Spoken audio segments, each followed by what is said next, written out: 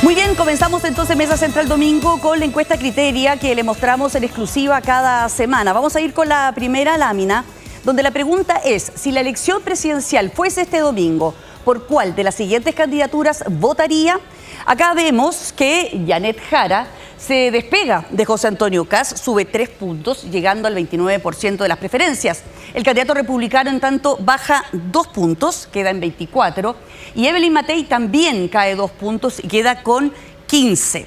Quien sube es Johannes Kaiser, sube de 10 a 12, sube 2 puntos. Franco Parisi queda en 9. Marco Enríquez, Harold McNichols en 3, Marco Enríquez Ominami en 1 y Eduardo Artés en 0. Aparece 0 preferencias y los nulos en tanto llegan al 7%. Vamos a ir a la segunda lámina.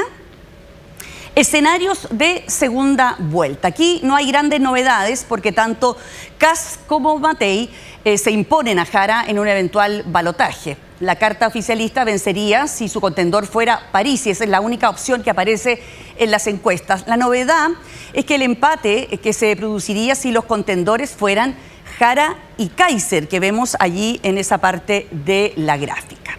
La siguiente lámina será, ¿quién crees que será el próximo presidente? Aquí Kast retrocede 2 puntos, de 38 a 36, mientras que Jara sube de 32 a 33. Mucho más atrás aparece el resto de los candidatos, Matei, Kaiser y Parisi, 36, 33, 9, 7 y 5. Fuera de la contienda presidencial, Criteria también preguntó esta semana sobre las distintas perspectivas del estallido social. Primero pregunta sobre si el estallido fue más bien positivo o más bien negativo para el país. Respecto de la primera afirmación, vemos que un 37% de los consultados tiene una valoración positiva. Ahí está, en esa columna, que ha ido a la baja. 30 puntos menos que cuando obtuvo un 67% de valoración positiva, que fue en julio del 2020. La percepción negativa, en tanto, llega al 63%, va subiendo consistentemente durante el tiempo. 30 puntos más también que cuando se hacía esta pregunta hace 5 años atrás. Luego Criteria pondera el nivel de acuerdo respecto a las distintas afirmaciones sobre el estallido. En la lámina que vamos a revisar a continuación, pregunta sobre ¿el estallido social fue solo una expresión violenta y organizada de un grupo minoritario de extremistas? Bueno, un 46% se muestra de acuerdo con esa afirmación, 3 puntos más que el año pasado. Haciendo un zoom por sector político, vemos que un 75% de los que se identifican con la derecha se muestran de acuerdo, mientras que solo un 10% de quienes se manifiestan de izquierda respaldan esta sentencia. Veamos otra frase. El estallido es la causa principal del aumento de la delincuencia y de la violencia en el país. Fíjese que un 45% de los encuestados se manifiesta de acuerdo con esa afirmación. 6 puntos más que el año pasado, que marcaba un 39%. Nuevamente, quienes se identifican con la derecha son los que más se muestran de acuerdo con esta premisa, llegando a un 73%, como vemos también ahí en la imagen. Y tenemos la última lámina. Las demandas que dieron origen al estallido social siguen sin ser resueltas. Es la frase que concita mayor consenso, aunque baja 8 puntos respecto del 2024, con un 72% de los encuestados se manifiesta de acuerdo con esa premisa. Y como podemos ver en esta lámina, el respaldo no cambia más allá de las distintas identificaciones políticas que declaran todos los encuestados. Estos son algunos de los resúmenes de los resultados más importantes de esta nueva encuesta Criteria de esta semana.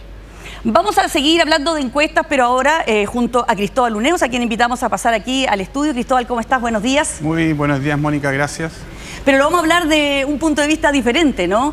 Nos traes todo un análisis más bien de la parlamentaria. Cuéntanos. Exactamente. Vamos a hacer un zoom en la elección parlamentaria y vamos a mirar tres elementos que yo creo que pueden ser de interés de los que nos escuchan. Uno, mirar los candidatos persistentes, que los llamamos, los que han ido varias veces a la elección de diputados, ¿no es cierto? Ahí están los diputados que van a la reelección, pero otros que han perdido y que siguen insistiendo. Dos, vamos a hablar de los diputados que son conversos, y los llamamos nosotros, aquellos diputados que en una elección fueron por un partido y ahora van por otro partido, ¿no es cierto? Y finalmente vamos a hablar de los turistas, ¿no es cierto? Los que van... Turistas, nosotros los llamamos los que han ido cambiando de distrito, como que están mirando cuál es el distrito que mejor le puede ir o le está yendo. O les conviene. O le conviene al partido, también da la estrategia electoral. Claro, ahí podemos hablar del presidente de la UDI, Guillermo Ramírez, que exacto, se cambia. Él es uno de ellos que detectamos en el fondo. Ya, partamos por los persistentes entonces. Vamos a mostrar la lámina. Aquí los tienes. Aquí tienes entonces aquí en el fondo tenemos ordenados los partidos de acuerdo a la persistencia de sus candidatos. Entonces, por ejemplo... Cristóbal, ponte como un poquito más allá y así nos vas contando bien lo que dice. Entonces, el Partido Comunista, ¿no es cierto?, tiene 19 candidatos, de los cuales 11 son persistentes, que es el 58%, y de esos 11, 8 son diputados que hoy día van a la reelección. Están ordenados por el porcentaje, y después viene el Partido de Trabajadores Revolucionarios, ¿no es cierto?, que no tiene ningún diputado a la reelección. La UDI, por ejemplo, que tiene 38 candidatos, 19 son persistentes, de los cuales 15 son diputados que van a la reelección. Es decir, hay 4 personas que van en la UDI, que fueron candidatos, que siguen intentando siendo elegidos como diputados. Si yo miro el Frente Amplio tiene 34 candidatos, 15 son persistentes, los cuales 14 van a la reelección, y quizás el más interesante es Renovación Nacional, tiene 44 candidatos, 18 son persistentes, pero solo 10 de ellos van a la reelección. Entonces hay 8 nuevas cartas, es decir, nuevas cartas en el sentido de que no son diputados, pero van de nuevo a probar si pueden ser elegidos. Y ahí después está el Partido Socialista, 10 persistentes, 9 que no van 9 que son a la reelección, y el Partido Radical, que tiene 4 persistentes y 3 de ellos van a la reelección. Entonces hay un conjunto importante de candidatos que está probando por segunda o tercera vez ser diputado para estar en el Congreso. Hay que recordar que muchos candidatos, ¿no es cierto?, no se han elegido la primera, pero sí a veces la segunda o la tercera. Es cosa mirar los candidatos presidenciales también, que les ha pasado algo parecido. Ya, pero ¿eso qué nos dice en términos políticos? Esto nos dice que los partidos mezclan estrategias de entre los que quieren asegurarse, los que van a la reelección, y traer camada nueva, y mucha esa camada nueva no lo logra la primera vez, hay que ser una segunda o una tercera. Porque todavía tienen potencial, digamos. Tienen potencial. Pero los partidos siempre se aseguran con las reelecciones, en el sentido que los incumbentes siempre se dice que tienen más posibilidades que los nuevos. Claro, pero si el partido quiere crecer en su importancia política, ¿no es cierto?, tiene que traer camada nueva. Tiene que crecer en número también. Tiene que crecer en número, y por lo tanto tiene que combinar entre caras totalmente nuevas y gente que ya tenga alguna experiencia en una campaña en política, y se puede ver que hay una estrategia diferente, ¿no es cierto?, entre total de candidatos y los persistentes. Si yo miro, por ejemplo, Renovación Nacional, que tiene 44 y 18 persistentes, hay 24 candidatos que son nuevos en el fondo. Claro. Y eso va cambiando. En la UDI son 20, en el Frente Amplio son 19. Entonces los partidos tienen que mezclar entre caras nuevas y caras que tengan un poco más de experiencia. Perfecto. ¿Vamos a la segunda lámina? Vamos a los conversos. A los conversos. Claro, entonces, ¿cuáles son la cantidad de diputados, ¿no es cierto?, que fueron por un partido en una elección y van por otro partido en esta elección, ¿no es cierto? Bueno, aquí vemos claramente los independientes. Claro. El Frente Amplio es el primero, y aquí hay una explicación importante metodológica, porque el año 2021, ¿no es cierto?, el Frente Amplio no existía. Claro. Estaba dividido en la Convergencia Social, Revolución Democrática y todo. Entonces esos candidatos que el 2021 fueron por esos partidos, ahora van por el Frente Amplio, y por lo tanto hay 14 que se cambiaron, ¿no es cierto?, porque el partido no existía. Después, por ejemplo, el Partido Social Cristiano hoy día tiene 10 candidatos que van por ese partido, que no fueron el 2021 por ese partido. Ese partido no existía, perdón, ese sí existía, el Partido Nacional Libertario no existía. El Partido La Gente perdió 9, porque claro. Se fueron todos, de hecho. Se fueron todos, ¿no es cierto?, elegidos y no elegidos, que van por otro partido, y llegaron 8. Uno, por ejemplo, de los que llegó, Pamela Giles, que el año 2021 fue por otro partido y ahora va por el Partido La Gente. Y Republicano, que perdió 6 hacia distintos partidos, y a él llegaron 7 que estaban por otros partidos antes, en el fondo. Entonces, lo que se ve es que hay un movimiento de personas dentro del partido, en general es dentro del mismo pacto. hay algunas excepciones, ¿no es cierto? Elica Olivera, que fue elegido por Renovación Nacional, RN. ahora va por Demócrata, entonces hay un partido nuevo, ¿no es cierto? Y otra gente que se cambió de partido, Tomás Hirsch, que estaba en un partido y ahora se elige por otro, se cambió de pacto también.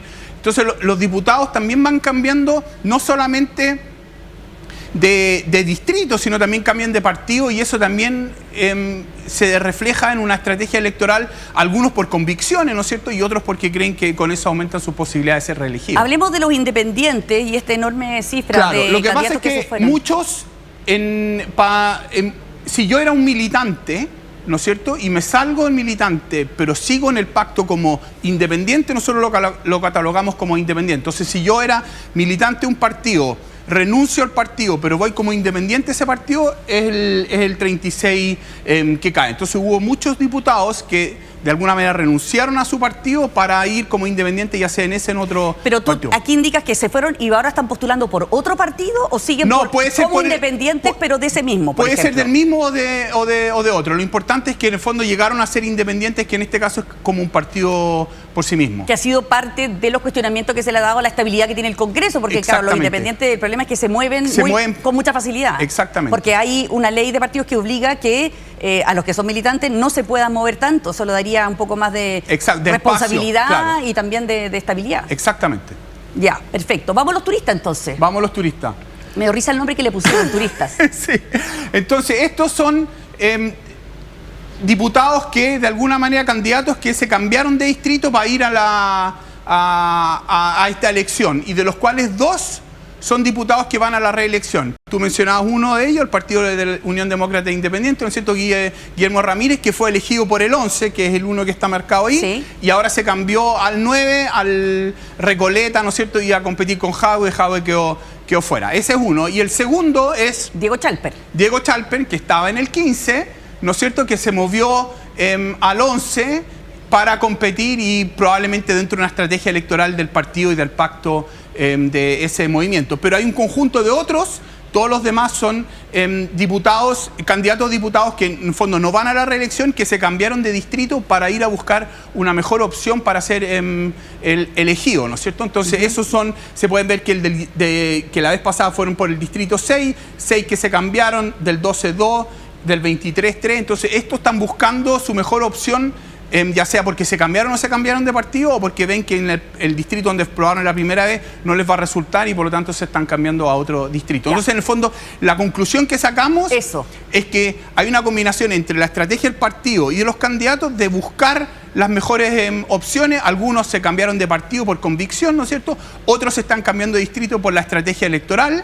Probablemente eso tenga que ver con el movimiento de Chalper y Ramírez, y otros porque quieren maximizar sus posibilidades, que en el distrito donde estaban compitiendo no les va a funcionar. Y esa ingeniería, podríamos hablar, política, ¿crees tú que va a rendir frutos? ¿A qué sector más que a otro? ¿Hubo inteligencia en esos movimientos? Es una buena pregunta. No tenemos experiencia con el voto obligatorio, pero en el voto voluntario algunas de las ingenierías funcionan, sobre todo a las personas que son más conocidas y que tienen más arrastre. Entonces yo pensaría que a Chalper y Ramírez probablemente les va a funcionar, ¿no es cierto? Otros que se cambiaron de partido, que analizamos en la vez pasada, está la gran incógnita. Erika Olivera, que se eligió por Renovación Nacional, se movió a Demócrata. ¿Cuánto es su elección es el partido y cuánto es ella? Eso no lo sabemos, lo vamos a ver ahora. Andrés Joanet, ¿no es cierto?, que se eligió por el Partido Radical la vez pasada, el 21, y va ahora por amarillo. Si se elige, va a ser porque su nombre el que vale, y si no se elige, probablemente porque antes fue más el pacto, el partido, que su persona. Entonces, todos esos problemas los vamos a ver, todas esas incógnitas las vamos a ver la noche del 16 de noviembre. Oye, y en términos generales, lo conversábamos fuera de pantalla, le hemos puesto mucha atención a la presidencial porque está competitiva, porque son 8 candidatos, en fin, hemos puesto poco ojo en la parlamentaria. Sí. ¿No? Ahora, es una cosa histórica hacia atrás, como que todo el mundo tiene la noción, si va a terminar dividido, nadie va a tener mayoría. Yo creo que esta elección va a ser un poco distinta, donde lo que los números indicen, nosotros mostramos simulaciones acá y hay otros que han mostrado simulaciones más o menos consistentes. La derecha tiene una gran posibilidad, la derecha junta, de tener... ¿Junta te refieres hasta dónde? De Chile Vamos con... ¿Pero de libertarios? De libertarios hasta Evópoli, si uno lo quiere poner, sin considerar el partido de la gente, ¿no es cierto? Y sin considerar ni demócrata ni amarillo. sin considerar ni demócrata ni amarillo, podrían mejorar la mayoría, pero en las simulaciones nuestras al menos no están. Ahí hay una posibilidad muy grande que tengan mayoría, y eso yo creo que va a hacer que la elección parlamentaria el 16 va a ser mucho más interesante que la presidencial. Bueno, los movimientos ahora que están pasando pueden cambiar un poco por el escenario, pero históricamente la parlamentaria nunca ha recibido mucha atención comparado con la presidencial. Es más fácil seguir la presidencial que la parlamentaria. La novedad sería que por primera vez vamos a ver un ejecutivo alineado con un legislativo. Potencialmente. Porque hay que poner de acuerdo a estas dos coaliciones, claro, pero que no es fácil. Ya lo vamos a conversar con el senador Coloma. Que no es fácil, pero que potencialmente pueden tener un impacto y hacerle la vida más fácil al Ejecutivo, que siempre se critica que no tiene mayoría para pasar sus leyes. Perfecto. Muchísimas gracias, Cristóbal Uneus de Anholster, por justamente conversar y detallar un poquito más lo que podría pasar en la parlamentaria. Muchísimas gracias. Gracias. Nosotros vamos a hacer una breve pausa. Ya viene la senadora Paulina Bodanovich, presidenta del Partido Socialista. También viene el senador Juan Antonio Coloma. Pero antes quiero saludarlos. Seguimos aquí en Mesa Central. Ya está con nosotros la senadora Paulina Bodanovich, presidenta del Partido Socialista. ¿Cómo estás, Paulina? Buenos días, gracias por acompañarnos. Hola, muy buenos días. Voy a partir por el aniversario del estallido del 18 de octubre. Estamos en el día después. Y te tengo que reconocer que me ha llamado un poco la atención que en un momento tan importante, en un momento traumático, como incluso dice Carlos Peña hoy día en su columna, por parte del gobierno haya habido este silencio. No se ha hablado, o no sé, el presidente al menos no ha dicho nada al respecto. Bueno, creo que la reflexión del 18 de octubre se hizo por bastante tiempo. Al menos nosotros desde el Partido Socialista desde un primer momento lo hicimos, y creo que hoy día cuando vemos, por ejemplo, que una de las aspiraciones más sentidas de la gente, por las cuales marchaban, yo me acuerdo de los niños marchando, decía pensiones para mis abuelos, personas adultos mayores que marchaban por eso, vemos que aquello ha sido satisfecho con una reforma de pensiones que fue muy importante para la gente, y esto lo vemos todos los días en la calle, recorriendo, en el caso mío, mi región, el Maule, mira, en los lugares más apartados lo vemos. Entonces creo que el análisis es importante de hacer, la autocrítica, cómo enfrentamos ese momento. Lo hicimos también en el Partido Socialista, en el sentido tal vez de no haber defendido con fuerza todo lo que fueron los avances históricos, porque la izquierda nace, cuando estudiábamos en el colegio la cuestión social y todo esto, la izquierda nace para que a los obreros les paguen con plata y no con ficha. La izquierda nace para que haya una silla y el trabajador no esté de pie todos los días, todo el día.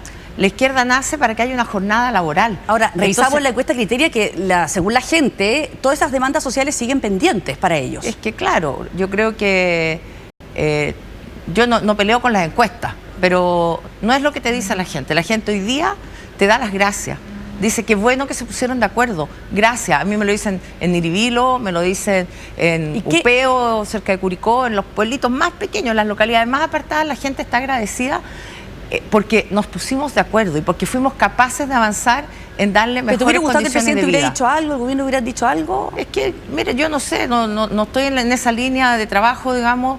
Nosotros como Partido Socialista creo que hemos sido bien enfáticos, y a raíz de una polémica que hubo por un video de los jóvenes a raíz del 5 de octubre, sí. También la línea política del Partido Socialista hace muchos años, que es muy clara y determinada en orden a reconocer la institucionalidad, a defender la democracia, a, por supuesto, empujar los cambios sociales, pero dentro de lo que es el Estado de Derecho, y nosotros no nos perdemos ni un minuto en eso. Bueno, te iba a preguntar justamente de eso más adelante, pero lo voy a adelantar ya que lo mencionas tú. Ese video que yo también vi es muy polémico. Primero porque lo que dicen los jóvenes del Partido Socialista ahí, porque son Juventud Socialista con el emblema de la Juventud Socialista, primero me llama la atención porque siempre pensé que los partidos políticos, una de sus funciones era formar los cuadros, formarlos históricamente.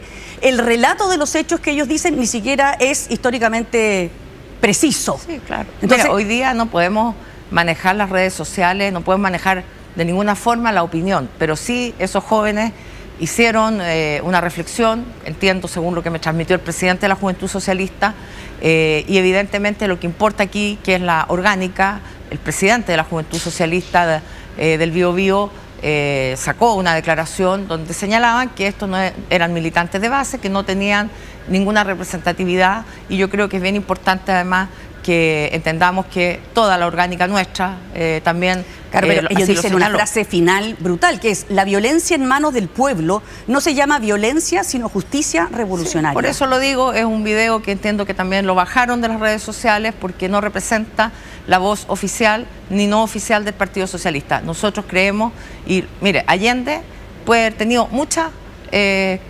puede ser criticado por muchos temas.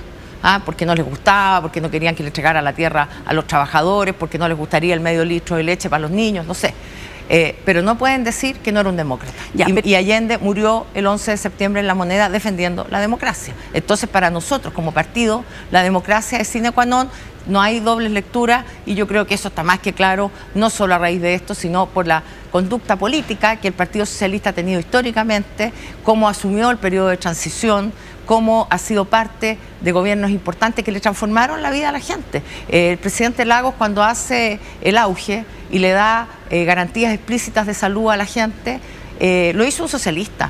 La presidenta Bachelet le dio pensiones básicas solidarias a las mujeres, es una socialista la que hizo eso. La presidenta Bachelet en su segundo gobierno le entrega la gratuidad a los jóvenes. Son derechos sociales garantizados. Sí, eso no está en cuestión. Pensiones, educación. ¿Qué más socialista que eso y qué más demócrata que eso? Lo que pasa es que eso no está en cuestión, sino que cuando uno ve frases de juventud, porque tiene el logo de la Juventud Socialista, son militantes de ustedes. Bien, pero son cuatro jóvenes. Reivindica la lucha armada como parte de la recuperación democrática que hubo en este país. Es preocupante porque además estamos discutiendo esto en el marco del estallido social, y ha habido mucha gente de la oposición que cuestiona el rol que tuvieron las fuerzas opositoras en ese minuto en la justificación de la violencia, en fin, etcétera. Yo me centraría mucho más en lo que es la Juventud Socialista organizada, con su presidente Francisco Saba, con las juventudes que hoy día tenemos, por ejemplo, pero déjame terminar un poquito, con Antonia Middleton, que está disputando la FEUC. En la otra lista, en el NAU, también tenemos jóvenes socialistas. Por lo tanto, hoy día hay socialistas en las dos listas que pueden encabezar la FEUC, y nos parece que eso es bien meritorio, porque es una universidad que no es precisamente afín a la izquierda, la derecha quedó fuera. ¿Y por qué? Porque los socialistas y los jóvenes socialistas están inmersos en la democracia, en todo tipo de democracia, incluso dentro de los centros de estudiantes. Jamás hemos invalidado un proceso político interno de una universidad, como ocurrió el año pasado, donde habían ganado los socialistas en la fecha y quedaron fuera finalmente por otros temas. Entonces, yo lo que no voy a admitir, bajo ningún respecto, es que se ponga en duda la convicción democrática histórica del Partido Socialista, porque hemos dado cuenta de ello desde nuestro nacimiento en el año 1933. Ya, pero va a haber sanciones, eso expulsión, es parte de la orgánica ¿algo? interna, y la Juventud Socialista también tiene su Tribunal Supremo. Hay dos senadores que están pidiendo sanciones, pero usted no ha dicho nada. Bueno, es que no corresponde. La Juventud Socialista tiene su orgánica y ellos... Pero usted es la presidenta del partido. Sí, pero la Juventud Socialista tiene una orgánica, y como soy democrática y adhiero a la democracia, adhiero también al respeto a las instituciones. ¿Pero usted qué le parecería que debería ocurrir? No, yo no me puedo pronunciar, pero evidentemente tendrá que haber una investigación y ver por qué esos jóvenes salen distorsionando lo que es la línea política histórica de nuestro partido. Lo que pasa es que en otras ocasiones usted sí ha pedido que militantes por determinadas No, yo nunca he intervenido en los tribunales supremos porque no me corresponde. Yo soy la presidenta del partido, pero la institucionalidad partidaria es otra. Por supuesto, pero solicitar que alguien sea pasado al Mónica, pero ¿tú crees que yo valido eso? Perdona, no, pero porque tú me lo pones en duda. Yo no valido, y lo voy a decir por última vez, para ver si pasamos a otro tema. A ver si pasamos a otras cosas. A mí me interesa hablar de muchos temas que supongo que vamos a conversar, pero que tienen que ver con los desafíos que enfrentamos como país hoy día, por ejemplo, con el mismo tema eléctrico. ¿Por qué las empresas están hoy día echándole la culpa solo al gobierno o al ministro y no asumen su responsabilidad? ¿Por qué no compensan a la gente? La CGE el año pasado en el Maule fue multada por 2.300 millones de pesos. ¿Por qué? Porque hacen cobros no registrados. O sea, van a una casa, no toman el medidor, le aplican una tarifa estándar. Eso después lo sanciona la superintendencia después de largo tiempo. ¿Y la multa dónde va? La multa va al fisco. No le llega a la señora en Curicó, no le llega a la señora en Linares, no le llega al caballero en Cauquenes. Entonces, ¿qué queremos nosotros? Y yo he presentado un proyecto de ley en este sentido. Entonces, a mí me parece, para no decirte que el tema va a operar la institucionalidad interna, se va a cumplir. no estoy de acuerdo ni como presidente del Partido Socialista ni como militante desde los 18 años del Partido Socialista con lo que han señalado 4 jóvenes, porque no es la Juventud Socialista. Aquí son 4 jóvenes que grabaron un video, que lo bajaron y que están hoy día digamos, en un proceso interno que acabará de la manera que corresponda, pero aquí lo que no puede ser es que el Partido Socialista estamos dando explicaciones en circunstancias que hemos sido absolutamente defensores de la democracia histórica. Para cerrar el tema, ¿y por qué soy tan insistente con esto? Porque ayer el candidato Kast hizo acusaciones bien fuertes contra las actuales autoridades del gobierno, del cual ustedes son parte, de que habían justificado la violencia con el estallido, y que les pedía que cuando terminaran el mandato no vuelvan a las calles a destruir lo que no pudieron gobernar. Entonces de hecho, el presidente de Republicano, Arturo Esquella, acusó a la propia candidata Jara, publicaron hasta una foto de ella con la polera del perro matapaco, diciendo que además había justificado la violencia contra la policía. Estamos en un momento electoral que evidentemente se va a buscar aquello. Yo no, al menos yo, que al momento del estallido social no era dirigente del partido, pero sí era miembro del Colegio de Abogados y era consejera nacional, defendí la democracia, defendí la institucionalidad chilena, fui con fondos personales a la Corte Interamericana en representación del Colegio de Abogados a defender que los defensores, los abogados, pudiéramos ingresar a las comisarías, porque las comisarías no dejaban entrar a los abogados para que defendieran a los detenidos. Respeté la institucionalidad, yo nunca estuve presente en ningún tipo de acto que valide la violencia, no es mi forma de ser, jamás lo voy a defender, creo profundamente en la democracia y creo que todos debiéramos creer en la democracia y en el respeto a los derechos humanos. Y a mí me gustaría emplazar al candidato Kast, que busca el tema de la violencia, pero que también haga una condena a la violación de los derechos humanos durante la dictadura en su comuna, en Paine, donde hay un memorial que recuerda personas que fueron perseguidas por los propios civiles de la comuna, fueron asesinadas. Entonces a mí me gustaría emplazarlo, porque la democracia también tiene obligaciones, y una obligación no solamente es ir a elecciones, respetar los conductos regulares, también es respetar los derechos humanos. Entonces nunca he escuchado a Kast condenar las violaciones de los derechos humanos en Paine, y para qué decir en Chile, porque al contrario, es negacionista, defiende las violaciones a los derechos humanos, y a mí me parece que eso es muy grave. Y todo este tema, la mezcla de este video desafortunado también en la fecha de estos jóvenes, más estas declaraciones que se suman a la conmemoración del estallido, ¿usted cree que puedan tener algún tipo de efecto electoral en la gente?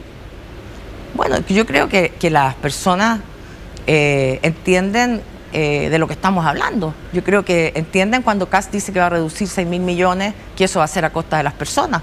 Entienden que tal vez los computadores en séptimo básico que se le entregan a todos los niños en Chile, en el caso del Maule fue a 9.000 niños, en todas las provincias, 9.000 niños de séptimo básico sin concursos, sin que sean los mejores alumnos, por igual, todos tienen hoy día un computador. Bueno, a lo mejor ahí va a estar el ahorro, no va a haber más computadores, o va a rebajar las pensiones, porque él ahora se pone un corazoncito que dice PGU, amo PGU, pero salió clarito a decir que iba a terminar con la PGU. No sé cuál va a ser su rol frente, por ejemplo, a las empresas eléctricas. No sé si va a tener la disposición de hacer o aceptar un proyecto de ley como el que yo presenté hace 2 días. Bueno, si me han dicho que no van a tocar la PGU en todo caso. Bueno, ahora, pero lo dijo antes. Entonces, si va a poder aceptar un proyecto de ley como el que yo presenté, que va a adherir toda la bancada socialista en orden a que las compensaciones sean a la gente, no multas a favor del Estado, no, compensaciones directas a la gente, porque lo que necesitamos es que cuando la empresa se equivoca, entre comillas, esa equivocación no la pague en cuotas a partir de enero. El coordinador eléctrico y todo el sistema eléctrico dice, no, ahora vamos a evaluar desde enero, que es el nuevo periodo energético, vamos a evaluar en cuotas. Entonces a uno lo castigan al contado y en una cuota, y le devuelven la plata en hartas cuotas y desde enero en adelante. Entonces esa desigualdad que existe, no sé si a Kast le importa, porque por eso vuelvo, la izquierda en Chile nació para defender a los derechos de las personas, los derechos de los trabajadores, de las trabajadoras, desde la ley de la silla en adelante. Y esa desigualdad no veo que la vaya a atacar Kast. Entonces yo creo que la gente entiende eso, que la gente entiende que hay quienes defendemos los derechos sociales, la educación, la salud, la gratuidad en la universidad, y otros no lo defienden. Ya, salgamos del tema entonces estallido, vamos a las cuentas de la luz, como usted quería. Quería partir preguntándole, ¿qué representa este error en las cuentas de la luz políticamente para el oficialismo en la recta final de este gobierno? si ratifica o no la incompetencia que la oposición le atribuye constantemente al gobierno en su gestión. Bueno, ya que estamos hablando de 18 de octubre, yo me acordaría de la incompetencia que tuvo el gobierno de Piñera y más que incompetencia, indolencia. La indolencia cuando un ministro dijo, subieron un ítem, entonces vayan a comprar flores, porque las flores bajaron. La indolencia cuando el subsecretario de Salud de la época dijo, las señoras van al consultorio a las 5 de la mañana porque les gusta hacer vida social. Entonces yo no sé si eso es indolencia, es incompetencia. Me parece que tratar de comparar situaciones también es complejo. Aquí hay un error, el precio político de ese error lo paga el ministro Pardow.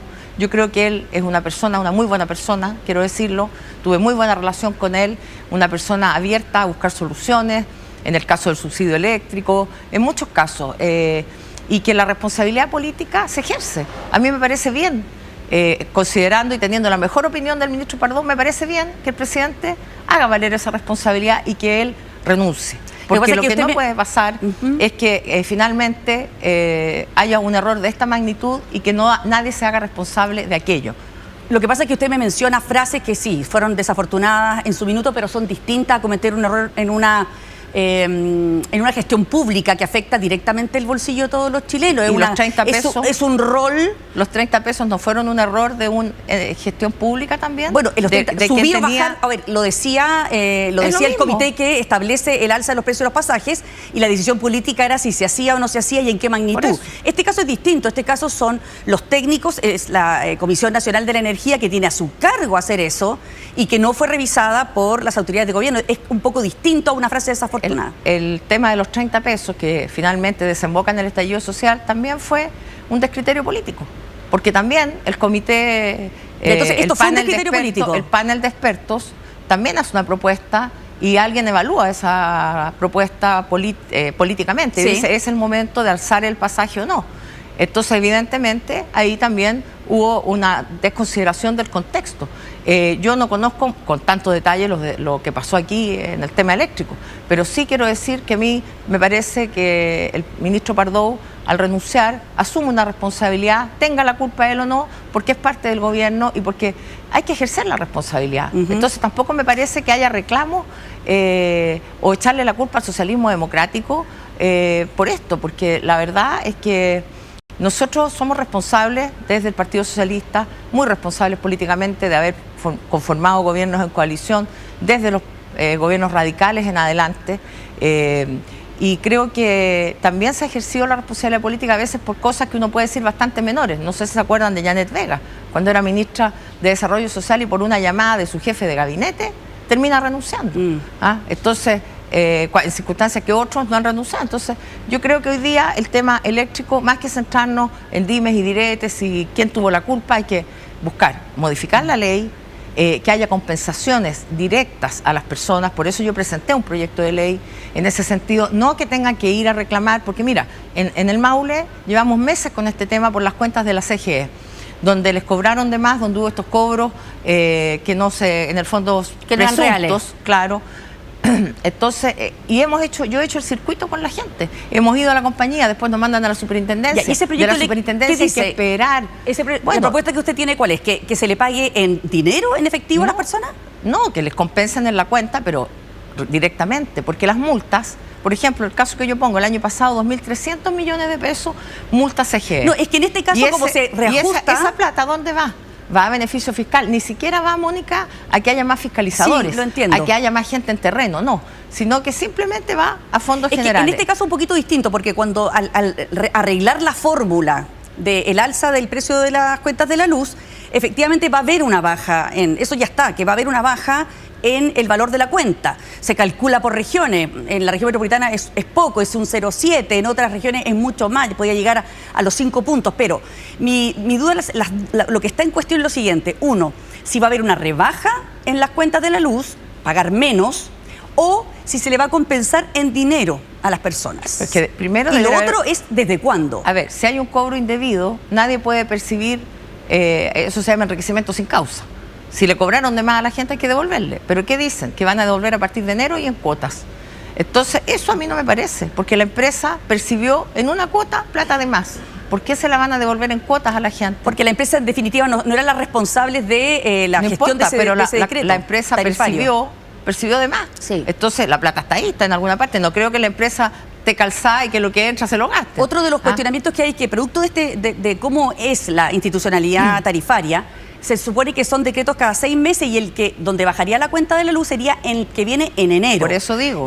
Pero hay meses de aquí a enero. Eso es lo que digo. Entonces, si hay un error de esta magnitud, debiera asumirla, por supuesto, debiera ser inmediato. En segundo lugar, la participación ciudadana. Nosotros, esto es un problema que afecta a 3 regiones, a Biobío, a Ñuble y a mi región, al Maule, en el sentido de una línea de transmisión de Itagua a Hualqui.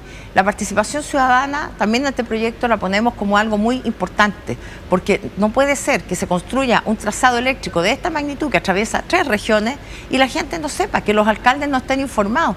Claro, hay un sistema, en el sistema de evaluación ambiental hay una participación ciudadana, pero eso fue hace 5 años. Entonces hoy día, si tú le preguntas a la gente, a los alcaldes, están todos en contra. ¿Por qué? Porque nadie sabe en qué consiste este proyecto. También está incorporado en este sentido una participación ciudadana incidente que tenga posibilidades de expresarse a la ciudadanía. Entonces, porque no puede ser que aquí se aplique la ley del embudo, que el más grande siempre tenga la posibilidad de imponer al otro las condiciones. Aquí tiene que haber igualdad, los usuarios, los consumidores tienen que tener derechos, no puede ser que además tengan que hacer demandas colectivas, que tengan que contratar abogados para que finalmente les devuelvan lo que pagaron de más, no porque se hayan equivocado ellos, se equivocó la empresa al cobrar. Entonces, y lo digo no solo por el caso ahora, sino por lo que viene ocurriendo con CGE, con los cobros no registrados, que finalmente es tener el sartén por el mango. En este caso el mal cálculo se hizo con respecto a las generadoras, que son 70% de nuestra cuenta. Pero ellos dicen, este caso, yo estoy hablando de otros casos, porque ahora hay un error. Yo no quiero que este caso sirva solamente para que el Ministerio de Energía asuma responsabilidades. Está bien que las asuman y que se revise todo el sistema tarifario, también me parece. Pero también me parece, por ejemplo, muy atendible ahora que podamos conversar acerca de una propuesta del programa Janet Jara, que es la justicia en las cuentas de luz.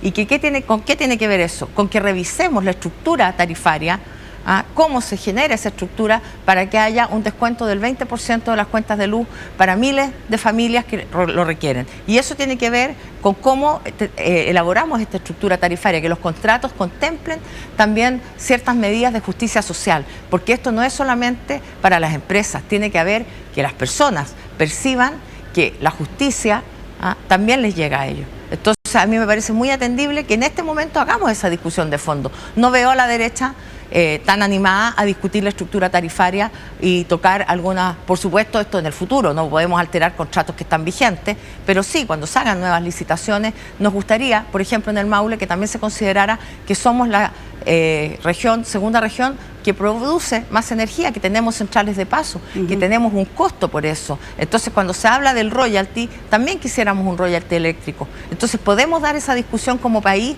sin buscarle tanto a las culpas, sino con una mentalidad propositiva. ¿Cómo tenemos mejor suministro de electricidad para todo el país? No con los cortes que tiene el Maule semana por medio, día por medio, o a veces, sobre todo en el área sur, en Cauquenes, en Linares, 5 o 6 veces por día. Entonces, Paulina, a eso quisiéramos apuntar, no solamente a esta mega discusión de la estructura de las empresas. Bueno, hablemos de la campaña, ya que usted lo mencionó una de las propuestas de la candidata Janet Jara. ¿Cómo evalúa usted este último tiempo, que es un mes para las elecciones? ¿Cómo evalúa usted que el presidente Boric esté atacando constantemente al candidato Kast? Se dice que eclipsando un poco la figura de la candidata oficialista, como si el gobierno estuviera pensando que ya la carrera está perdida, entonces que está pensando un poquito más bien en su legado que en la posibilidad de que ella sea la presidenta continuista, digamos. Si el presidente no hablara, dirían que dejó abandonada a la candidata. Entonces, yo creo que el presidente habla cuando tiene algo que plantear en términos políticos, porque muchas veces vía Janet Jara se intenta atacar al gobierno y los avances que ha tenido el gobierno.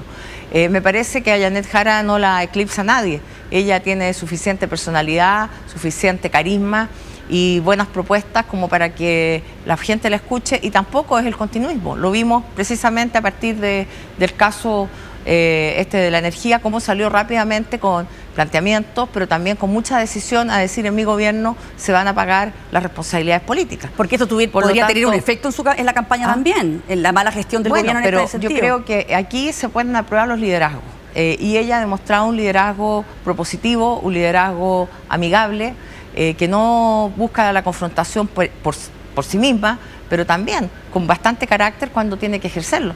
De manera tal que me parece a mí que todas estas interpretaciones de si el presidente habla, no habla, la verdad, yo creo que el gobierno tiene que seguir trabajando. Tenemos la ley de presupuesto.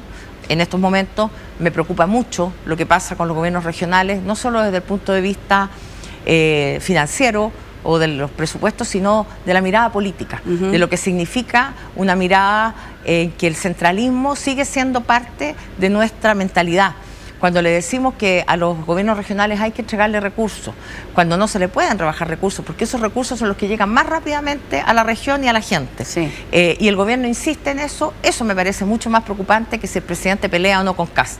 Y eso es lo que hago en el Congreso, en el Senado, defendiendo el presupuesto de los gobiernos regionales y en particular de mi región, del Maule, donde se necesitan esos recursos ahí y ahora. Oiga, ¿y ha mejorado el compromiso del socialismo democrático, del Partido Socialista en concreto en el comando de Janet Jara? Porque me recuerdo que se ha mejorado el compromiso. Porque yo creo que los que tenemos el mayor compromiso somos el Partido Socialista. Renunció una subsecretaria, sí. Renunció el jefe de área del segundo piso, Jorge Millaquén, renunció nuestra subsecretaria Nicole Cardoch, que está encargada territorial. Así es que yo quisiera, Mónica, de verdad, que no pongas en duda el compromiso del Partido Socialista con Janet Jara. No, si no lo pongo yo, lo pongo porque recuerdo que hubo declaración incluso del senador Juan Luis Castro, donde ponía en cuestión los equipos. ¿Eso se ha solucionado, se ha calmado? No sé. También se publicó la segunda parte del programa, en fin. ¿Cómo está la situación interna? No, mire, yo veo que todos los comandos funcionan a nivel regional. En el Maule estamos todos incorporados, tanto en el Maule Norte, en el Maule Sur. De hecho, ayer estuve en Parral y me pedían que por favor lleváramos más material al comando. Estuve trabajando, digamos, pero me encontré con gente en la feria y me pedían eso. Por lo tanto, creo que eso está funcionando de buena manera.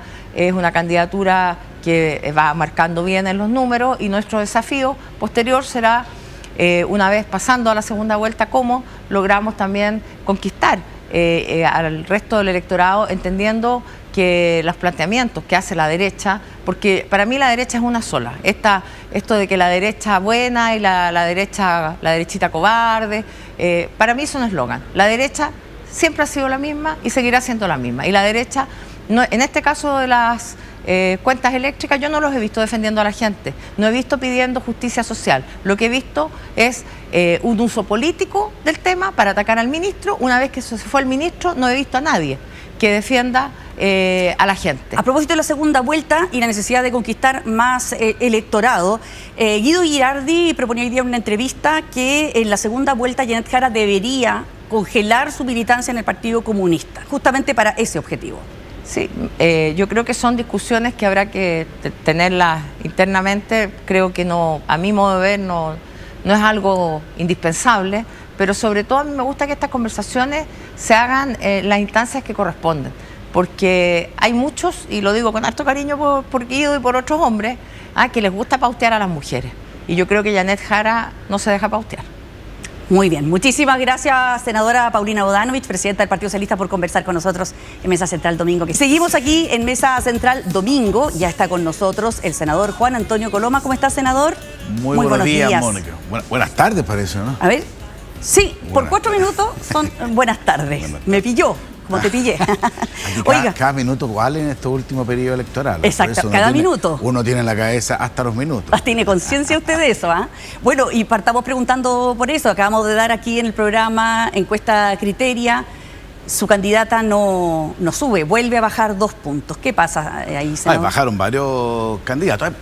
Yo creo que hoy día empieza la Pero subió etapa... Kaiser. Sí, que iba a cuarto, digamos. Pero mira, aquí a mí me han tocado hartas elecciones, y no todas las elecciones son iguales. Hoy día son mucho más emocionales e inmediatas. O sea, la gente como que tiende una tendencia a cambiarse incluso de candidato y emocionalmente, digamos, tener uno claro. Pero ahora empieza otro periodo. Cuando uno se va acercando, empieza un poquito el sentido común. Un poco pasó con el rechazo. Tú te acuerdas, no sé si te acuerdas, digamos. Sí. Pero al principio todo el mundo iba a decir que iba a aprobar el mamarracho constitucional. Después empezó a aparecer, a notarse, y la gente empezó a decir, esto es lo que yo quiero, y al final la gente dice no. Y fue como una avalancha en sentido contrario. Fue la hora del sentido común. Yo espero que ahora empiece esa hora del sentido común. Queda un mes, un poquito menos de un mes, y yo, para ser franco, creo que está completamente abierta esta elección. Es el minuto que la gente empieza a tomar decisiones, y lo que sí es interesante, estas encuestas, lo que sí marcan que tiene más capacidad de ganarle a la candidata comunista del continuismo es Evelyn Matei. Porque claro, pero no es pasar a la segunda vuelta. Es pasar, pero tanta gente que me dice, ¿cómo lo hacemos para ganarle a Jara? ¿O cómo lo hacemos para que este gobierno no tenga el continuismo? Entonces la respuesta empieza a ver cada vez más parecido. Si usted quiere asegurar que no gane Jara, tiene que votar por Matei. Eso es lo que las encuestas también nos empiezan a mostrar cada vez con una diferencia un poquito más amplia. Así que estamos con entusiasmo, con ganas, con fuerza. Con fuerza, todavía esperanza. Oiga, le quería preguntar a raíz de lo que ocurrió esta semana, porque pasaron varias cosas. En ENADE, su candidata, Evelyn Matei, decide aceptar la petición de perdón que le había hecho José Antonio Kast. Y dice, doy vuelta a la página, pero la tregua duró nada, porque ya estaba la polémica de los parásitos, donde la principal mano derecha de José Antonio Kast habla de ustedes, de la UDI, incluyéndolo dentro de los parásitos, y luego las declaraciones de Ruth Hurtado, donde dice que si Jaime Guzmán estuviera vivo, votaría por Kast y sería republicano. Sí, mira. Quizás se adelantó mucho su candidata en perdonar. Siempre hay que perdonar. No hay que calcular tanto el perdón. Yo bueno, creo que Evelyn Matei ¿usted consideró que el perdón de Kast fue sincero? Bueno, si pidió perdón, supongo que fue sincero. irónico. Pero mira, a mí lo que pasa es lo siguiente, digamos. Yo creo que aquí, si hay alguien que ha hecho algo por la unidad, ha sido Evelyn Matei. Fíjate que trató de que hubiera un candidato único y no tendríamos primera vuelta. O sea, obviamente se nos hemos reunido un solo gobierno. Lista parlamentaria única. Si hubiera hecho caso a Evelyn Matei en su espíritu de unidad, tendríamos listo la presidencia y listo el Parlamento. Imagínate lo que estamos hablando. No fue obvio. Después es atacada por bots. Claramente, sí. Por algo hubo una disputa. ¿Qué es lo que hace Evelyn Matei? Tenía dos opciones: o seguir en esta lógica de conflicto que no era culpable, ella claramente es víctima, o hacer un gesto grande, con mayúscula, para fortalecer la unidad. Y entrega el perdón, lo hace en forma pública, no haya duda. Bueno, nosotros dijimos, se dio vuelta a la página, hay que enfrentar de mejor manera. ¿Y qué es lo que pasa? A las pocas horas atrás, la secretaria general de Republicano hace uso de la figura de Jaime Guzmán. Yo te quiero hacer una pequeña acotación. Yo conocí mucho a Jaime Guzmán, fui amigo de él. Conocí su profundo amor a Chile, su forma de entender la política. Pero ¿sabes lo que más entendí adicionalmente? Que él era un símbolo de cómo hay que hacer las cosas. En el sentido económico, con la economía de mercado, social, con la vocación popular, con una escala de valores. Pero además con un estilo que es muy único. Coraje para defender las ideas, coraje y también no tener ningún problema para llegar a entendimiento cuando fuera necesario. Por ejemplo, cuando fue necesario nombrar a Gabriel Valdés como presidente del Senado, tú eras muy chica, pero que terminó la transición. Entonces, ¿qué es lo que te quiero decir? Hay un abuso cuando se usa un símbolo de otro partido. Y más abuso aún es cuando no se entiende el mensaje de Jaime Guzmán, que fue un mensaje de ideas, fue un mensaje de principios, pero también de estilos, de tener esa valentía para defender lo que uno cree, pero para pensar en el Chile grande y de repente no tener ningún complejo para entenderse con que empieza distinto si la necesidad del país así lo exige. Y eso es el sentido de la UDI y eso es lo que no entendió el Partido Republicano, y ahí me da... Y creo además que esto tiene que ver con una forma de tensionar, porque esto no es casual. ¿Qué es lo que quisieron hacer con eso? Generar tensión, como si Chile necesitara tensionarse en vez de preocuparse de resolver los problemas. Eso es lo que a mí me queda como señal, que hay algunos que buscan tensionar y otros que de verdad buscamos unir. Pero esa tensión en esta campaña, de todas maneras, va dejando heridas. Ya son varias las heridas, ¿no es cierto?, que están en el camino. ¿Eso no hace más difícil, por ejemplo, que en una segunda vuelta, si es que pasara Kast, el apoyo de ustedes, ya sea como coalición o como individuos, ¿no se hace más difícil un apoyo en segunda vuelta, incluso trabajar en ese gobierno? A ver, hubiera sido evitable, yo quiero reiterar. Fíjense que lo que hicieron los chilenos y chilenas, no habríamos tenido segunda vuelta si hubiéramos tenido un candidato o candidata único. Estuvimos a punto de hacerle con una primaria, que es la que postuló Evelyn Matei. Entonces, digamos las cosas en esa lógica. Dicho eso, obviamente, esta forma de tensionar, o lo que hace de los otros representantes de republicanos, así que todos los empleados públicos son parásitos, digamos, como si fuéramos, incluyendo a nuestro partido, y como diciendo que obviamente hay gente que lo hace mal en el Estado y no cabe duda, pero hay otros que lo hacen bien. No se quiere decir que el Carabinero es parásito, quiere decir que el Dorothy Pérez es no, por favor. Entonces tratemos de ser más serios y no sigamos la lógica de tensionar. Si esto tiene una estrategia, estas no son frases aisladas, esto es una estrategia para tensionar. Tocarle a la UDI, a Jaime Guzmán, me imagino que eso es una estrategia de tensión para tratar de decir que el país tiene una tensión permanente. ¿Y sabes lo que me pasa a mí? Quizás porque llevo hartos años, yo creo que las mejores cosas que hemos hecho en Chile es cuando nos podemos poner de acuerdo, entendernos, lo que no significa no tener ideas, pero sí convocar, ¿sí? No andar siempre peleando ni menos con el que piensa parecido, porque esto es como al revés. Uno diría, nosotros ¿a qué estamos dedicados? A que la campaña de Belén Matei, a ver por qué es mejor que Janet Jara, por qué hay que cambiar a este gobierno del presidente Boric, porque ha sido un mal gobierno. Ese es nuestro eje, y por el lado, o por lo que uno prevé al lado, nos tensionan permanentemente. Esto no es bueno para Chile. Ya, pero... Y a mí genero, yo creo que no es lo que el país en su inmensa mayoría necesita. Obviamente, para su pregunta, obviamente esas cosas generan, obviamente, roces completamente, digamos, infecundos de un punto de vista a corto plazo y largo plazo. Ya, entonces, en las condiciones actuales, como están las cosas en este minuto, ¿usted votaría por Kast en segunda vuelta? Yo me estoy jugando todo el esfuerzo porque Evelyn Matei pase segunda vuelta. Ya, creo que tengo muchas posibilidades, pero yo no me pierdo. Obviamente, a mí lo peor que le podría pasar a Chile es el continuismo del gobierno del presidente, que hoy día se traduce en la candidata comunista Jara, y obviamente voy a votar por quien sea distinto de Jara y que eventualmente pase a la segunda vuelta. La candidata Matei dijo que no iba a votar por Jara, pero todavía no ha dicho que va a votar por Kast. ¿Qué le falta a Evelyn Matei para decir eso? Porque la capacidad de anticipación, uno sabe quién va a enfrentar eventualmente a Jara. Ella espera votar por sí mismo. O sea, mira, además, Mónica, cuando uno está en una campaña, uno trata de ganar. Uno no está poniéndose en... Es como que, te voy a poner un caso especial, digamos, si tú estás en tu rating de tu canal, tú estás preocupado de ganarle la competencia, sanamente, no estás preocupando de qué pasa si no ganas, no, tú estás tratando mentalmente de ganar. En eso estamos, pero no nos equivocamos respecto de que lo que no puede ocurrir es que al final haya continuismo de este gobierno. Pero yo tengo fe, nosotros estamos... ¿Sabes lo que me pasa, Mónica? Que nosotros estamos siempre pensando cómo hacemos mejor, entonces, ¿cómo mejoramos un blindaje en la frontera? ¿Cómo enfrentamos mejor la falta de pega, 1 millón de empleos que necesitamos? ¿Cómo hacemos de Chile un país de propietarios? Entonces, cuando uno cree de verdad en eso, cuando uno tiene equipos, cuando uno tiene mucha gente que quiere eso, uno se concentra en eso, no se está concentrando en qué pasa si no pasa esto. Pero pareciera que José Antonio Kast o el Partido Republicano o la campaña, al decir este tipo de frases, ¿piensa que ahora gobernar solos? ¿Usted cree que ellos podrían gobernar solos? Yo creo que gobernar Chile es cada vez más difícil. No, gobernar el mundo. Hoy día hay un ecosistema que hace todo que sea inmediato, emocional, es muy complejo. Obviamente siempre uno va a necesitar, digamos, equipos más grandes, pero eso se construye, es una cultura que se construye. Por eso, ¿lo están construyendo con los... No me pareciera que van en la línea correcta para eso, pero bueno, esperemos los chilenos qué nos van a decir.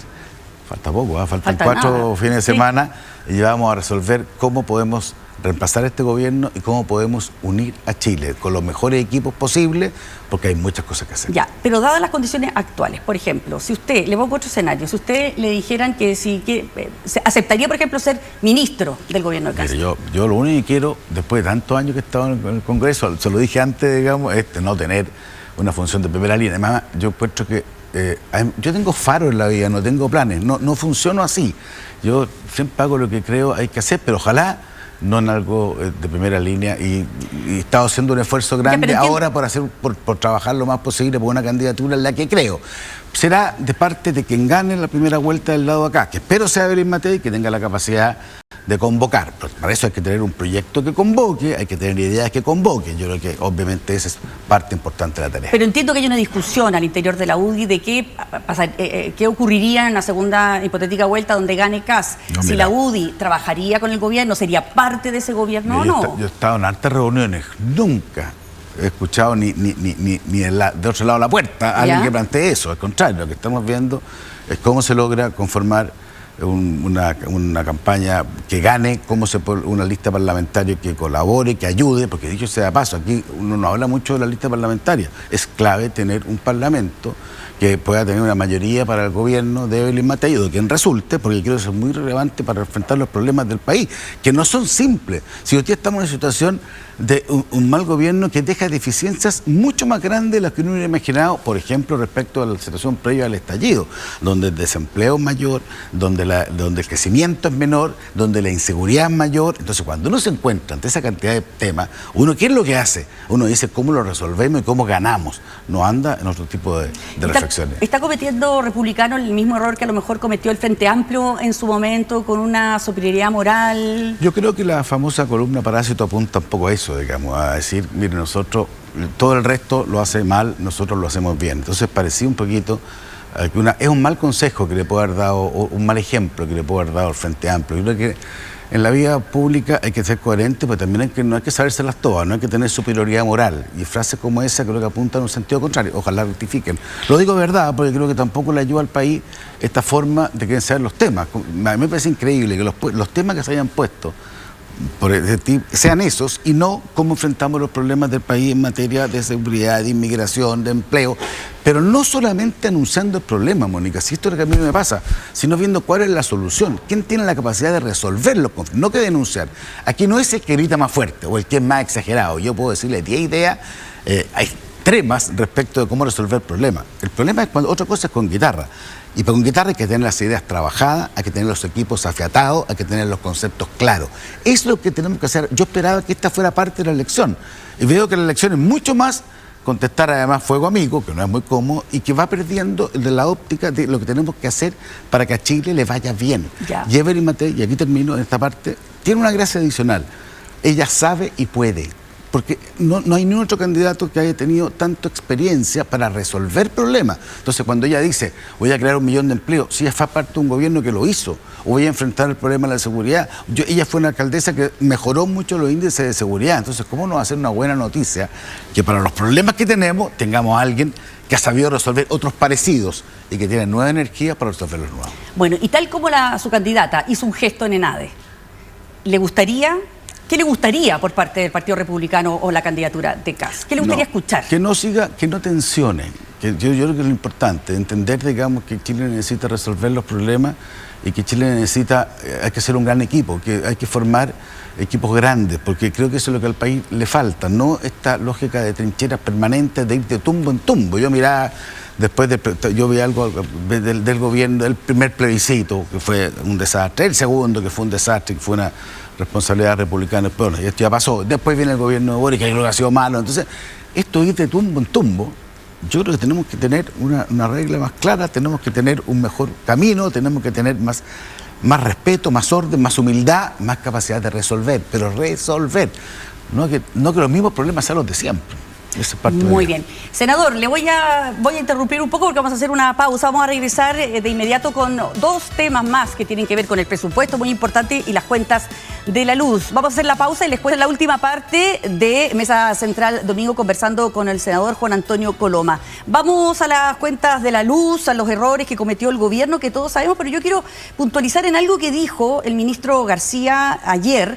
Dijo que le parecía extraño que las empresas a los cuales se les benefició con este pago mayor, no avisaran de ningún problema. Dijo, porque en mi experiencia, cuando me ha tocado analizar otros informes técnicos, otros procesos de tarifarios, lo analizan con gran minuciosidad, dijo. Y dijo, a su juicio, las empresas no tienen ninguna responsabilidad. O sea, el ministro dice que el gobierno nunca tiene la culpa. Eso es lo que está diciendo. No, el gobierno asumió su culpa. Pero por favor, a tener perspectiva, Mónica. Esto es un escándalo. Aquí se equivocaron, calcularon 2 veces el IPC. Personas que están dedicadas en el gobierno a calcular este tema, porque no es que le hayan encargado de hacer un estudio de cómo llegar el hombre a Marte, digamos. No, le pidieron hacer un cálculo de cómo, en vista que habían cambiado la ley. Con la estabilización, el año 2024 había que reponer los cobros, calcularon mal 2 veces. Entonces, ¿cuál es la reacción que tiene el gobierno? Primero, echarle la culpa al gobierno anterior y no se dieron cuenta que era el daño de anterior Bachelet. Entonces ahí Bachelet. ya, que le eche la culpa a Bachelet, que no tiene la culpa de este gobierno con tal de lavarse las manos. Bueno, pero el gobierno de Piñera tampoco se dio cuenta. Bueno, no, el gobierno de Piñera, ninguno de los dos tuvo, que no es que se dé cuenta, porque este problema surgió en 2024, porque una ley de estabilización, después fue un congelamiento, Sí. que no tiene nada que ver. Entonces, cuando se cambia esa norma con el proyecto, una ley de este gobierno, y se vuelve a actualizar la forma de calcular la tarifa, que no tiene que ver ni el gobierno anterior ni el anterior del anterior, cobran 2 veces el IPC. Entonces, eso es realmente increíble. Entonces, ¿quién tiene que entenderlo? Ellos, y ellos son los que fijan la regla y la autoridad. Entonces yo les pido que no les sigan echando la culpa al resto, que paguen los costos políticos que lo están pagando, que haya conciencia que es un gobierno que hasta calcula mal, cosas que es impresionante, y no intenten seguir echando la culpa. Yo lo que sí espero es que se devuelvan a las personas estos fondos, que vayan en la forma más eficiente que haya. ¿En plata ojalá, o en rebajas?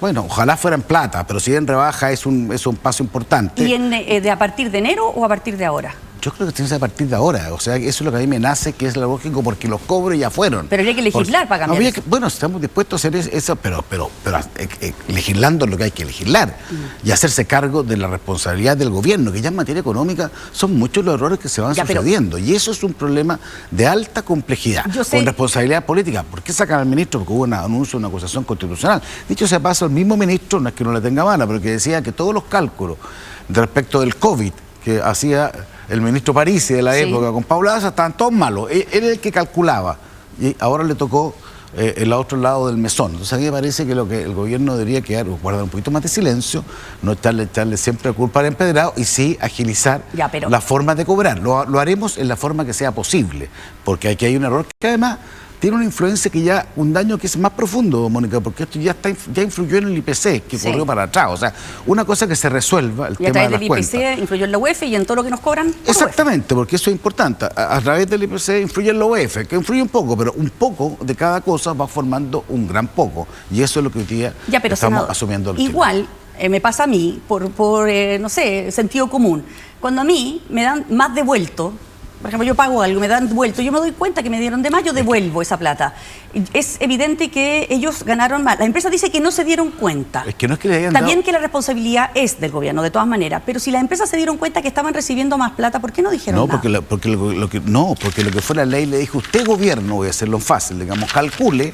Sí. Porque aquí pasaron 3 cosas. Primero una norma de estabilización, después hubo un congelamiento. Sí. Pasaron 2 procesos distintos. El tercero, el proceso, era el de actualización de qué significaba ese periodo que había ocurrido en términos actuales. Y aquí se le entrega el rol al Ejecutivo, no se le entrega, no hay un panel, no es una discusión, no es una mesa de conversaciones. Pero las empresas siempre revisan ese decreto porque de eso depende lo que ellos ganan. Pero revisan el resultado que les digan, y en forma de eso además que tienen un cálculo de utilidad en función de eso. ¿No? Son empresas que no hay un libre mercado en ese sentido. Entonces, ninguna responsabilidad a las empresas.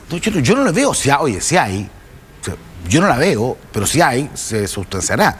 O sea, a mí lo que me pasa, Mónica, es que lo que me cuesta creer es que cuando el gobierno hace un error grosero de esta naturaleza, en vez de asumir, trate de echar los parlamentarios del gobierno. Primero culpa al gobierno anterior, como criterio, es como el formato, como y después a la otra parte. Pero al final, las responsabilidades propias nunca se pagan, y eso me parece malo.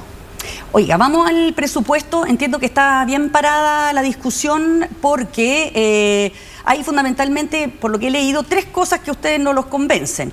Una, que todo lo que es gasto personal en el sector público no está contemplado que aumente ni siquiera la inflación. Entonces, ustedes dicen que eso no va a ocurrir y por tanto es una premisa que no se va a cumplir. Luego está la glosa republicana, que está en 0. Y el tercer tema, que tienen duda ustedes de los ingresos. Sí. Mira, ¿qué es lo que es el presupuesto? Es la ley más importante del país. El gobierno calcula cuánto va a recibir y por tanto cuánto se puede gastar. Ese es el presupuesto. Bueno, este presupuesto, si te equivocas en lo que vas a recibir, y por ejemplo, me dice, oye, voy a recibir 100, gasto 100, pero recibir 95 y gastáis 100, al final, ¿qué te pasa a fin de año? Tienes una deuda de 600, esa deuda es deuda pública, pagamos todos los chilenos, o recurrir a las fuentes de reserva que ya quedan menos. Esto es un gobierno que no ha tenido terremoto, no ha tenido inundaciones, no ha tenido drama, lo que ha tenido el incendio que no ha podido ni siquiera resolver el tema de las casas. Pero un tema que no ha tenido gran drama, siempre curso lo cual las reservas han ido cada vez más a la baja. Pero ¿dónde está el problema más severo, a mi juicio? En el infractor, así se llama. Que en el fondo ellos dicen ya, para el próximo año, si los funcionarios ganan 100, siempre se había hecho, se aplicaba el IPC, más o menos, no es el IPC exacto. Entonces, si el IPC fue 3, 103, para calcular, no. Siguen calculándolo en 100, no en 103. Sí, porque fue una recomendación de la comisión. La recomendación de la comisión es que se mantuviera nominal. Hizo 40 recomendaciones, 40, un poquito más, 26 creo que. Y aceptan justo esta, por primera vez el último año, cuando ahora... Entonces, mi pregunta es, yo le pregunto al gobierno, ¿quiere decir eso?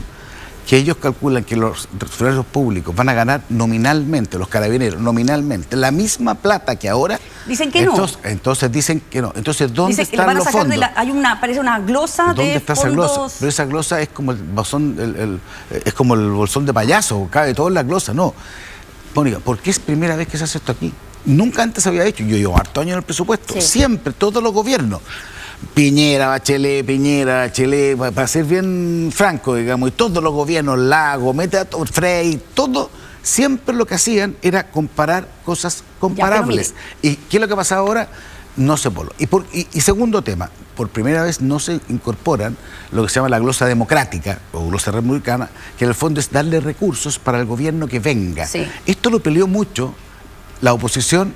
El gobierno actual, cuando era oposición, incluso la directora de presupuestos, Javiera Martina, que era la jefa de asesores, decía que no era democrático que Piñera no dejara plata para que el nuevo gobierno pudiera disponer. Y se dejaron 500 millones de dólares especiales. Lo mismo ocurrió para atrás. Y este año, 0. Entonces, ¿por qué se hace esto? ¿Es por mala voluntad? No, porque claramente hay un descalce. Y el gasto que se está proponiendo es mucho más que los ingresos que se van recibiendo. Y el próximo gobierno, si no se hace nada, se va a encontrar con el pastelito, que va a tener que pagar cosas respecto a los cuales no tiene ingresos o va a haber que hacer un reajuste sin financiamiento. Senador, es que nos toca correr un poco porque nos quedan 4 minutos para la franja. Hay que formular bien el presupuesto. Lo que nosotros vamos a pedir es que se formule bien el presupuesto, como se ha hecho siempre en Chile. Si Chile hace bien los presupuestos en general. Usted está pidiendo que sinceren el presupuesto. Usted me interpreta, Mónica, extraordinariamente bien. Que se sincere, que se formule bien. Pero entonces, ¿cuánto van a ser los ingresos? ¿Cuánto va a ser el reajuste? O por lo menos indexemos a lo menos al valor presente los recursos y cuánto va a tener el próximo gobierno. Pero si quiere que se sincere y sale más gasto que el 1,7 que es lo que está proponiendo el gobierno, ¿dónde puede ser 3? Ya, puede ser 3. Pero ustedes no van a aceptar un presupuesto con tanta alza del gasto. ¿Dónde quiere que el gobierno recorte? ¿Cuál es su propuesta? ¿Dónde el gobierno? Esa es responsabilidad del gobierno. Porque si hay que juntar 900 millones para la glosa republicana, ¿de dónde lo saca? ¿Dónde está el gasto corriente? ¿Dónde está el presupuesto de cultura, que es el que más aumenta lejos, digamos, aumentando el pase escolar, duplicándolo? Pero poquísima plata. Pero si se van juntando poquísimas plata, una gran plata. Entonces, esta es la responsabilidad del gobierno, Mónica. Si eso es lo que yo quiero decir. Esto no puede ser como lavarse las manos. Aquí tenemos un presupuesto, a mi juicio, mal formulado, que de no corregirse va a generar al próximo gobierno un déficit grande. Y ¿sabe lo más grave? Que ese déficit se paga. O hay que hacer un remesón, o hay que pedir más plata prestada como deuda, o hay que usar los pocos recursos de defensa, de resguardo que tenemos, el FES, que ya cada día es menos, antes era harto. Entonces ahí está el tema de fondo, hacerlo bien. Yo no estoy pidiendo nada especial, estoy pidiendo que el presupuesto sea bien formulado, para que el gobierno que venga, cualquiera sea, tenga una oportunidad de hacer cosas con recursos y no tener que tapar hoyos. Eso es, de alguna manera, ¿ustedes van a hacer alguna propuesta en términos de dónde deberían hacerse los cambios o dónde debería recortarse? Porque si se quiere mantener no un aumento muy grande del gasto, van a tener que sacar de alguna plata los 700 millones de acá, el aumento de los empleados públicos. Pero ¿de quién es la responsabilidad de quién hace el presupuesto? Nosotros vamos a hacer sugerencias, obviamente. Pero es que la responsabilidad es del gobierno y eso es, tienen que asumirlo. Si yo creo que este gobierno no ha tenido un buen desempeño económico, si uno mira la forma de crecer, porque esto influye en toda la economía. A mí me gustaría crecer mucho más de lo que estamos creciendo, pero para eso hay que tener un buen presupuesto, hay que tener una buena actitud, hay que tener buenas políticas públicas. Eso es lo que vamos a pedir y espero que lo logremos. Si no ha tenido, y ya cerramos con esto porque no nos alcanza más el tiempo, si no ha tenido un buen desempeño el gobierno, ¿por qué las que miden el riesgo valoran tanto la gestión económica del gobierno? ¿Por qué incluso el gobierno puede recibir y pedir plata prestada? Primero le prestan y dos, a un valor bastante más Porque tenemos, porque tenemos buen historial. Es como con ustedes tenemos un buen DICOM para estos efectos. Digamos. Se fijan, en general Chile ha sido un país serio. Y eso es lo que queremos cuidar con el presupuesto. A mí me tocó otros presupuestos de gobiernos que no pensaban como yo, pero que hacían presupuestos que eran eficientes e incluso permitía ahorrar en los momentos para momentos malos. Entonces hay mucho que hacer. Y el presupuesto es una señal para el próximo gobierno que es muy importante y que de ahí tenemos que crecer. Porque si en este país no crecemos, no hay empleo. Y si no hay empleo, no hay capacidad de desarrollarse como ser humano. Muchas gracias. Muchas gracias, senador Juan Antonio Coronoma, por acompañarnos. Nosotros nos vamos corriendo, cerramos Mesa Central porque a continuación viene la franja electoral. Que esté muy bien. Buenas tardes.